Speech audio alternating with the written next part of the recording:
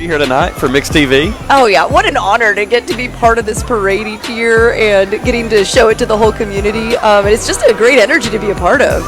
Absolutely. The Main Street Cleveland Christmas Parade. And again, with some of their main sponsors tonight, American Portables and First Horizon Bank, Wright Pediatric Dentistry, and Museum and Cultural Center at 5 Points. So big fans of downtown. Absolutely. Museum. They do a lot for downtown. All right, we have the AM/PM mobile repair booth. Oh, do you think that is, what's that Pixar movie? Up. It's Up. That is the Up House. Very good. They did a really good job. They did. I wonder how long it took to inflate all those balloons. They got the mailbox and everything. That's neat. What a great wow, job. the house is really well done. Yeah, that was a well thought out concept here for. Good job, AM/PM mobile repair. Yeah, you were talking about downtown